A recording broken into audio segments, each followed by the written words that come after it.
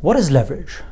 Leverage refers to the amount of commercial capital mobilized by concessional capital, where commercial capital refers to the capital deployed by private investors, multilateral development banks, and development financed institutions on market terms.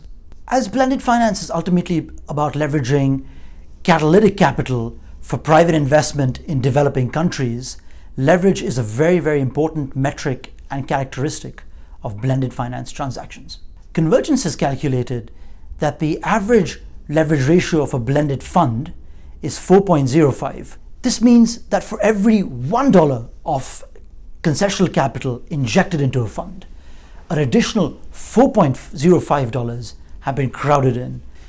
Now, it's important to note that leverage ratios vary according to sector and geography. For example, in the context of fragile and conflict-affected states, one would expect to see a lower leverage ratio because of three things: high real risk, a high perception of risk, and a lack of an investment track record. In summary, leverage ratios tell us how successful a blended finance transaction has been in terms of crowding in commercial money. However, it's important to note that this is just one benchmark, along with a wider set of considerations and metrics that need to be evaluated when looking at a blended finance transaction.